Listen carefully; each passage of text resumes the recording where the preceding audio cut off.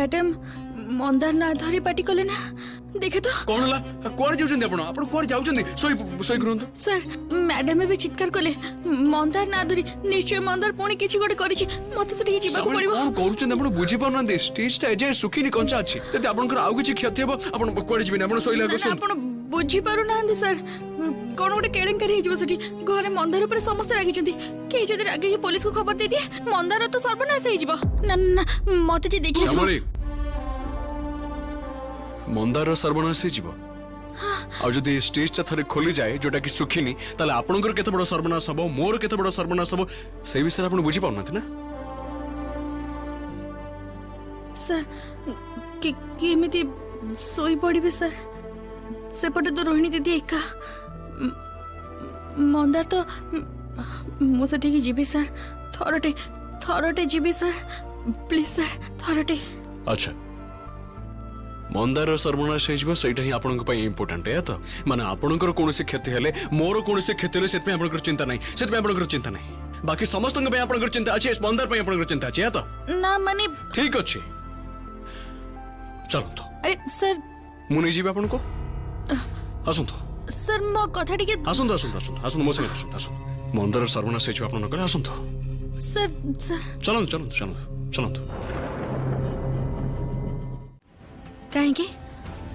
तू जानी नु बाहर पुलिस पहरा दउची से सब को मु देखिनी भी श्यामली कि तू मत दया करिका अटकानी तू भल भाव जानी जे तो घरे किछि लोक चाहते मु घरे रुहे बोली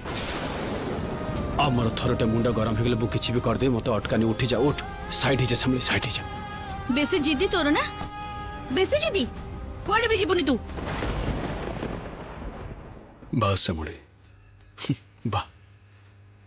आपण मत जमी शासन करती सेमती आपण बाकी समस्त भी शासन करते अच्छा मु तो भावुली शासनटा केवल मो पाई केवल एक एक्सक्लूसिव ना मंदार भी आज आपण शासन भाग है भल कहीं पागलामी करूछु तू हैं कौन पे एमिति करूछु तू देखि पारनु गोटे झियो तो पाई पूरा परिवार संगे लड़ाई करूछु तू ए झियोटा को हरे दे एठु चली जीवु जे कोन करिवु गुंडागिरी करिवु है गुंडागिरी करिवु तू काहे रे तो मुंडरे कोन टिके भी बुद्धि नहीं जे ए झियोटा जेमिति कहूची मु सेमिति टिके बंचिबी बोली ता भले भलो मनीष हेबे बोली भद्र मनीष ही समस्त को देखै देबी सेटा करि परिबुनु अरे सेमिति हेले तो को पुलिस रो बापा रे क्षमता नहीं तो एठु नेकी जीवो केही भी परिबेनी तू समस्त को देखाई दउनु जे तू भलो ही परिबो भद्र ही परिबो ए समाज रे बंचबार योग्य ही परिबो तू जो माने भी तते अंधकार दुनिया को ठेली दैछन ना जो मान तते खराब कथा कहिसंदी सेमानन को तो देखाई दे जे तू भी भलो मनीष हे परिबो तू भी भलो भाबरे जीवन को बंची परिबो अरे बाबा से समस्त को ठारो तो तू बहुत भलो मनीष मंदार सेटा तू कोन पे बुझी पारुनु ए जिद्दीटा मन आनी पारुनु सब बेले खाली पळेबी पळेबी पळेबी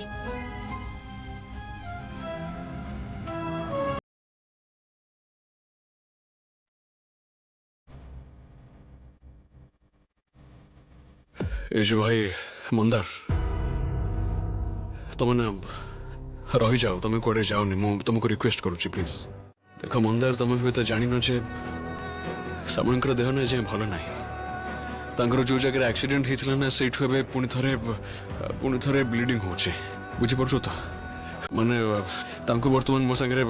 से नर्सिंग होम को जीवा उचित से जाकर ड्रेसिंग करवा उचित डॉक्टर को देखा उचित किंतु ये जो सब चिल्लाचिल्ली चलती से गोटे क्षण भी से रूम रे बसी पारना बुझीपार कारण लगे ये आसवा उचित ना तुम बहुत बड़ा क्षति हो तुम बुझीपार तो मैंने यहाँ शरीर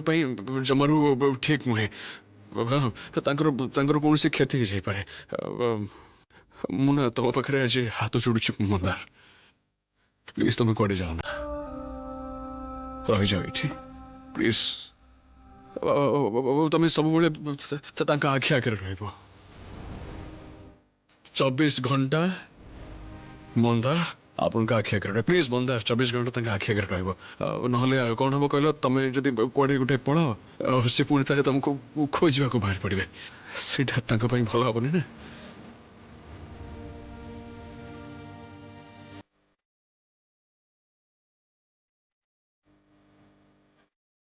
ସାର୍